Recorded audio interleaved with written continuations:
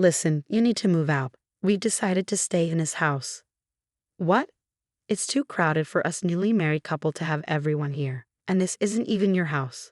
If you don't like it, find your own place. Sophie can stay here if she wants. Kicking her out is unfair.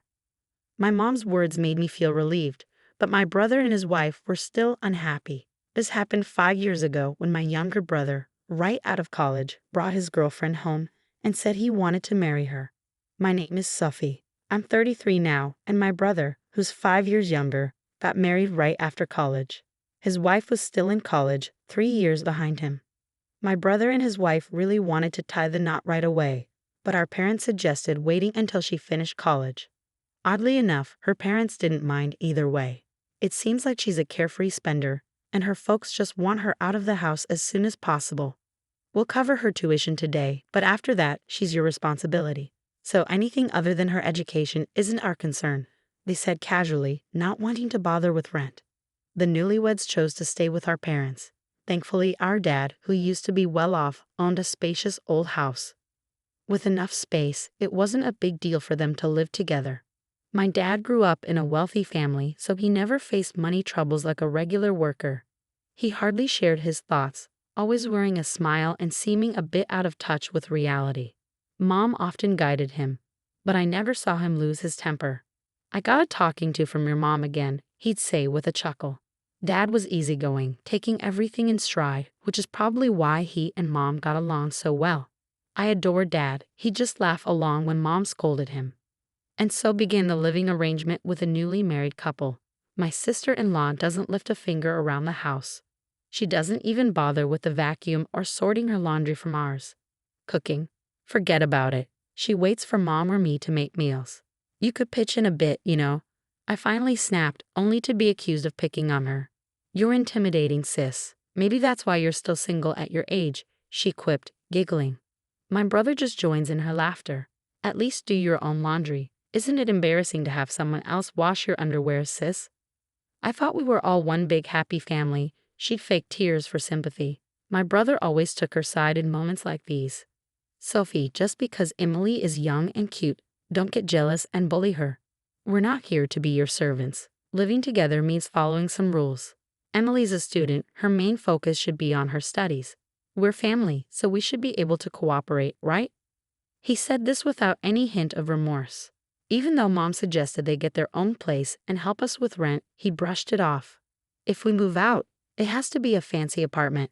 We can't settle for something cheap," such selfishness. When I asked Dad to intervene, all he'd say is, "It's tough for just the two of them to manage. They're still young." And because of that, my brother and his wife felt even bolder. When I hit 30, I got engaged, and it was a stroke of luck. My future husband was a client from work, and we hit it off during meetings. He was thoughtful and kind, so when he asked me out and then proposed, I was over the moon. Finally tying the knot, surprised someone would want you. "Better make sure you don't mess it up," my brother remarked. "Glad you found a buyer. Can't wait for the busybody sister-in-law to be out of our hair." My parents chimed in, blessing our union wholeheartedly. I'd visit my parents occasionally, but my brother and his wife hadn't changed. She graduated the next year but didn't work or help around the house. When I tried to advise her, I was told I was a stranger now and shouldn't meddle. But I had a feeling they weren't leaving because they wanted to keep hold of the family assets. Deep down, they were probably relieved they didn't have to share them with me, now that I was married and gone. However, leaving doesn't mean I forfeited my rights to inherit. My brother and his wife probably understand this, but now that I'm not around, they might feel they can do as they please. When the time comes, I'd gladly give up my inheritance if they take good care of our parents and the house. But for now, I don't see any signs of that happening. About 2 years later, my father's health deteriorated, and he was in and out of the hospital. I pitched in with his care, visiting him as often as I could, but my brother and his wife seemed unconcerned. My father started mentioning his $20 million inheritance, and every time I visited, I noticed my sister-in-law sweet-talking on my father's side, saying, "Hey sis, I'd love to help out too, but Mom handles everything, and I never get the chance." "But you never showed interest in that before, did you?" "That's not entirely true, but don't you think Mom might be trying to keep us out of the loop to control the inheritance? Our parents are really close, and I think Mom wants to handle everything herself. I don't think she's thinking about it that way. Really? So you believe we'll get a fair share when Dad passes? Stop it. Don't talk about such unlucky things. Dad's still with us. I'm really frustrated with my brother and his wife, who seem to only care about money. But it's unclear if my father actually has that much wealth. While her family used to be well off, my father is just a regular salaryman. I can't imagine he has that much saved up. A year later, my father passed away. I hurried to the hospital as soon as I heard his condition had worsened suddenly. But when I arrived, he was already gone. The only solace was seeing how peaceful his face looked. I'm sure he was smiling, being looked after by Mom until the end. You're smiling, right, Dad? You were carefree till the very end. My husband left work early to join me, but my brother and his wife didn't show up at the hospital. When I reached out to my brother, he calmly responded, "If he's already gone, what's the point of rushing there?" My brother and his wife didn't seem to be grieving at the funeral. They were laughing and chatting. Right after the funeral, my brother wasted no time bringing up the topic of inheritance. As a couple, we'll inherit the $20 million from Dad. What? What do you mean? Did both you and Mom give up your shares? Can't we discuss this after the 49th day memorial? The funeral just happened today. Normally, it's better to settle financial matters later. We live in his house as a couple, and I'm the eldest son, so the inheritance is rightfully ours. Bringing this up right after Dad's passing didn't sit well with me. I didn't particularly care about the money, but it angered me that my brother assumed I'd agree with him. Fine, but in return you better take good care of Mom. Who would believe such words? My mother spoke before I could object. It's fine, dear. Arguing about this won't do any good, especially now. But Dad had just passed and Mom was clearly feeling down. I couldn't just let it slide. This isn't something to decide right now. Let's head home for today, my husband, who had been quietly listening, intervened. I held back until now, but my husband couldn't stand it any longer. That's when we decided to leave. It doesn't feel right, especially after Dad's passing. I understand your feelings, but right now, I'm more worried about your mom. She's usually so strong, but she seems really down. I'm really worried about her too. I couldn't help but wonder why Mom agreed with my brother's stance so easily. Was she swayed by him and his wife? Mom and Dad were always a strong couple. Losing Dad must have hit her hard. Honestly, I'd rather be reminiscing about Dad right now. But my anger towards my brother is clouding everything. Since then, my brother and his wife kept bringing up renouncing the inheritance, but I refused to discuss it until after the 49th day. When the time came, they wasted no time bringing it up again. But once more, Mom urged me to give it up. If Mom says it's okay, then it must be okay, right? Are you sure about this? Won't you regret it later on? After all, Emily is Dad's daughter, so don't worry. Well, yeah, she's your wife. That's not what I meant. I meant she has a right to inherit. At this point, Emily's practically been adopted by our parents. What? I was stunned. When I glanced at Mom, she simply nodded. Adoption by in-laws isn't exactly unheard of, right? It's not common for a bride to be adopted, especially not a son-in-law. If Emily inherits, we'll pay less in inheritance tax than if I were the sole heir. I was shocked that he had thought about it so deeply, wondering when he started planning this. Even more surprising was that Mom agreed. And then they asked me to renounce the inheritance. Maybe Mom, being a mother now that Dad's gone, was worried about the future. But if it's Mom's decision, I suppose I can't argue. So I decided to send in the inheritance renunciation document. I don't want to argue about money anymore. Luckily, my husband isn't one to fuss over it, and he trusts me to make the decision about the inheritance. If renouncing it means Mom can live peacefully from now on, then it's the best choice. About a month later, my sister-in-law called me. It looks like your mom is losing her memory. What? But she's always been so tidy. The house must be a disaster if she's not cleaning. It was hard to believe my mom, who was usually meticulous about cleanliness, could leave laundry lying around and not bother to clean. And after she's just eaten, she yells at me, "I'm hungry. Are you trying to starve me? Can you imagine?" And I'm the one cooking for her. She's turned into a completely different person. Is it true? Have you taken her to the hospital? It seems unbelievable. She gets aggressive when I try to get her out, and it's embarrassing to be seen with her in public. Sam thinks I should just let her be, but I'm the one dealing with her all day and I'm at my wit's end. Honestly, I'm tired of it. So I decided to stop by my parents' house on my way home from work. I was speechless at the sight of my mother, who looked unrecognizable. She was sitting on her bed in dirty pajamas, hair unkempt, with vacant eyes. It's only been a month, but she's changed so much. It's clear she's not herself. Mom, you know who I am, right? What's happened to you? Who are you? My mother asked, tilting her head. This can't be real. I mean, look at her. She should be sitting, right? What's happening? And the room is a mess. How did it get this bad? Well, I don't know about all that, but you guys promised to look after Mom, didn't you? Taking care of an elderly woman isn't part of the agreement. There's no written contract when it comes to caring for parents. What are you talking about? In that case, dear sister-in-law, it's your turn to take care of her. I was going to do that without being asked.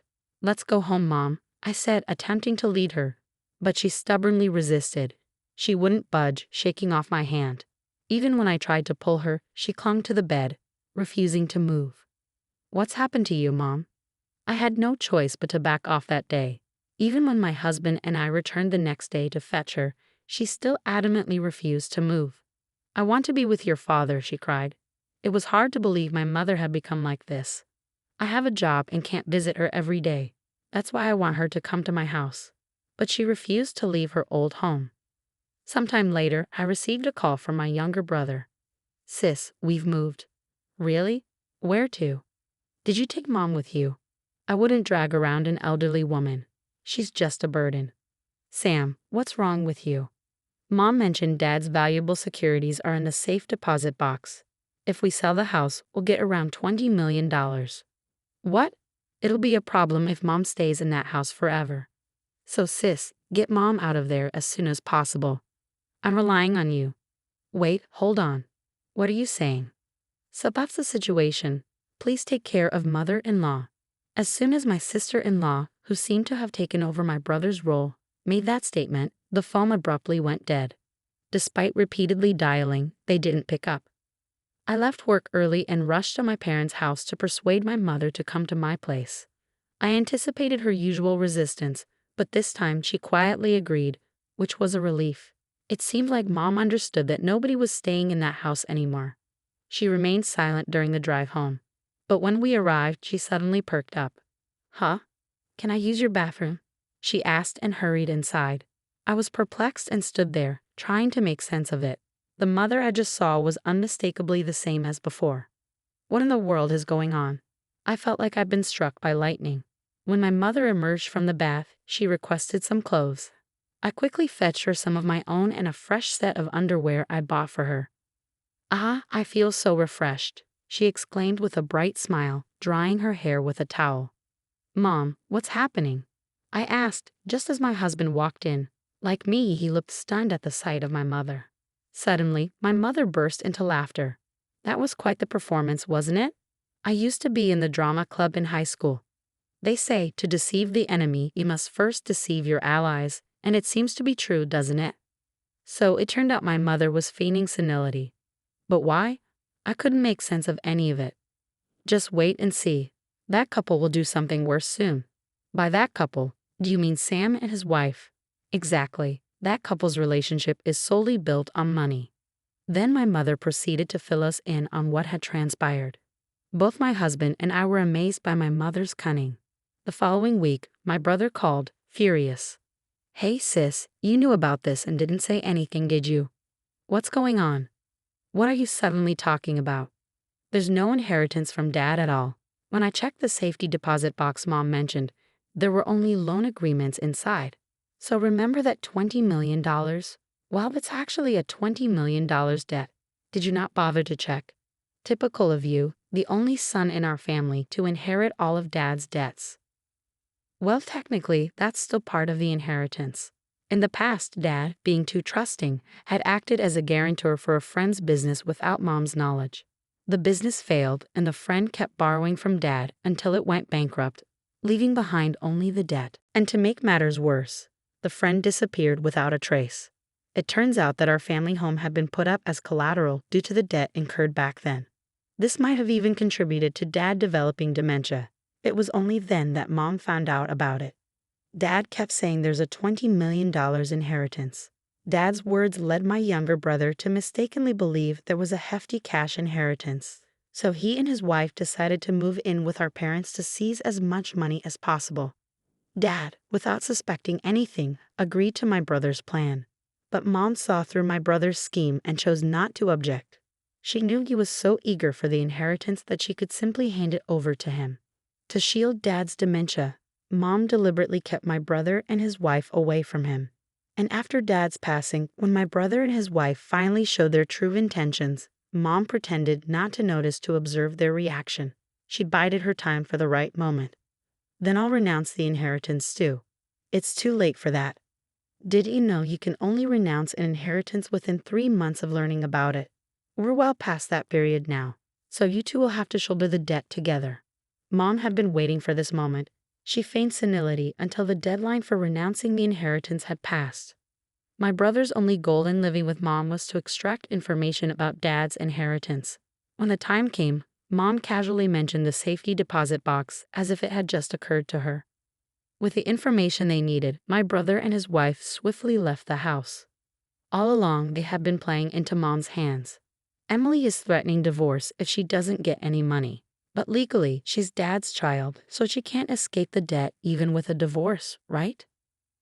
I see, but I quit my job, thinking I could live a life of luxury with $20 million. But I don't have that kind of money. Oh dear, you've really gotten yourself into a mess, haven't you? So, naturally you'll help me out, right? Why should I help you? You're the one who pushed Mom and me to renounce the inheritance, so I shouldn't be involved anymore. Well, thanks to you, I'm in this mess. I'm sure Dad is crying tears of joy to have such a dutiful son. Good luck paying back the debt. The family home was seized due to the mortgage, leaving the land and house, worth nearly $720,000, insufficient to cover the debt. My brother and his wife struggled to make repayments while their marriage suffered under the strain of financial stress. As Mom predicted, they eventually divorced, consumed by constant money disputes. Mom agreed to dissolve the adoption, making Emily a stranger to us. She likely hoped this would absolve her of the debt, but reality is unforgiving. Despite the dissolution, Emily still inherited the debt from her father's passing. You deceived me. My sister-in-law stormed in, her anger palpable. However, we hadn't intended to deceive her. Mom was heartbroken to see my brother and his wife happily calculating money instead of mourning their father's death. She remained silent, overwhelmed by their greed. Their behavior served as a cautionary tale of the consequences of unchecked greed. Afterward, my brother continued to pester us for money, prompting us to relocate without informing him. To my surprise, I discovered that Dad had taken out a substantial life insurance policy with Mom and me as beneficiaries. Despite his passing, he had diligently kept up with the premiums. The fact that my brother wasn't listed as a beneficiary left me questioning whether Dad had been aware of the situation all along. Despite his seemingly carefree demeanor, perhaps the true strategist in our family wasn't Mom, but Dad. He had once murmured, "There's a $20 million inheritance. Whether intentional or not, I can't say for certain now. My husband and I used the insurance payout as a down payment on a new home." Meanwhile, my brother and his ex-wife seemed to be working while dealing with pressure from loan sharks. Their troubles were no longer my concern. Even after our move, my brother persisted in contacting us, demanding to know our whereabouts. That's when I mentioned the insurance money. "You renounced the inheritance, so that money should be mine," he shouted. However, inheritance renouncement and life insurance are distinct matters. Unlike inheritance, life insurance payouts go directly to the named beneficiary. I explained this to him and promptly blocked my brother and former sister-in-law's contact details. Now we're enjoying a peaceful life as a family of 3. Mom is thriving both physically and mentally, the epitome of good health. My husband and I pray that she continues to live a long and fulfilling life.